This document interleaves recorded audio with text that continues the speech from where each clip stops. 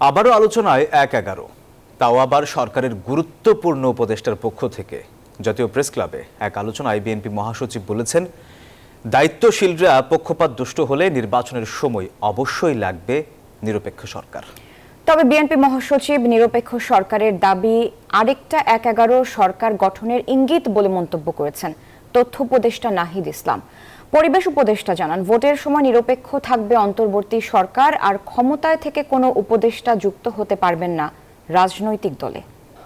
নির্বাচন ঘিরে দিন দিন সরকারের সঙ্গে শীতল হচ্ছে বিভিন্ন রাজনৈতিক দলের সম্পর্ক। কোনো ইস্যুতে অবস্থান ঠিক বিপরীত মেরুতে, এমনকি প্রকাশ্যে আসছে চরম মতবিরোধ। বিএনপির অভিযোগ, বিভিন্ন মহলে অন্তর্বর্তী সরকারের নিরপেক্ষতা নিয়ে প্রশ্ন উঠেছে। দায়িত্বশীলদের আচরণ পক্ষপাতদুষ্ট হলে আগামী নির্বাচনের সময় অবশ্যই নিরপেক্ষ সরকারের দরকার হবে বলে মন্তব্য করেন বিএনপি মহাসচিব। আমরা এখনো দেখছি যে আমাদের আমলাতন্ত্র আগের যে ব্যবস্থা ছিল সেই ব্যবস্থায় তারা এখনো সচিবালয় থেকে শুরু করে সমস্ত প্রশাসনে তারা একইভাবে তাদের ভূমিকা পালন করছে, কোনো রকম রদবদল হয়নি। অন্তর্বর্তীকালীন সরকার যদি নিরপেক্ষ না থাকে তাহলে একটা নিরপেক্ষ সরকার দরকার হবে নির্বাচনের সময়। ভোটের সময় কেন নিরপেক্ষ সরকার দরকার তুলে ধরেন সেই যৌক্তিকতাও। আমি কথাটা বলেছিলাম, কারণ আছে। কারণ আমরা দেখছি যে বেশ কিছু বিষয়ে অন্তর্বর্তীকালীন সরকার নিরপেক্ষতা পালন করতে পারছেন না।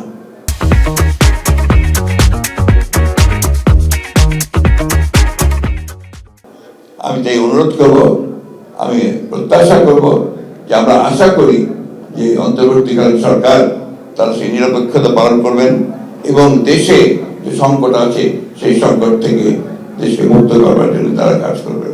কিছুক্ষণের মধ্যেই ফেসবুকে স্ট্যাটাস দিয়ে তীব্র প্রতিক্রিয়া দেখান তথ্য উপদেষ্টা নাহিদ ইসলাম। বলেন, বিএনপি মহাসচিবের নিরপেক্ষ সরকার গঠনের দাবি মূলত আরেকটা ১-১১ গঠনের ইঙ্গিত বহন করে। নানা সমালোচনা করে লিখেন, মির্জা ফখরুলের এ ধরনের পরিকল্পনা গণতন্ত্র ও জাতীয় স্বার্থের বিরুদ্ধে যাবে, তা কখনোই মেনে নেবে না বাংলাদেশের মানুষ। এমন রাজনৈতিক বাহাসের মধ্যেই সরকারের অবস্থান জানতে সচিবালয়ে পরিবেশ উপদেষ্টা সৈয়দা রিজওয়ানা হাসানের মুখোমুখি নিউজ 24। উপদেষ্টা জানান, আগামী সংসদ নির্বাচনে নিরপেক্ষ ভূমিকা পালন করবে অন্তর্বর্তী সরকার।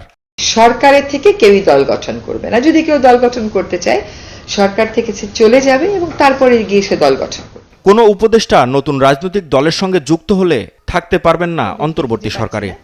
সরকার কিভাবে পৃষ্ঠপোষকতা করবে? সরকারের মধ্যে কে পৃষ্ঠপোষকতা করছে? তবে আশঙ্কার জায়গা থেকে ওনারা যেটা বলেছেন এটা একটা সতর্ক বার্তা হিসেবে নেওয়াই যায়, কিন্তু এটা এখনো পর্যন্ত আমি কোনো ভিত্তি দেখতে পাচ্ছি না। সরকারের এই মুখপাত্র দাবি করেন, নতুন কোনো দল গঠনে পৃষ্ঠপোষকতা করছে না ডক্টর মোহাম্মদ ইউনূসের সরকার। It is not necessarily. Mahmud Hasan, news 24, Dhaka.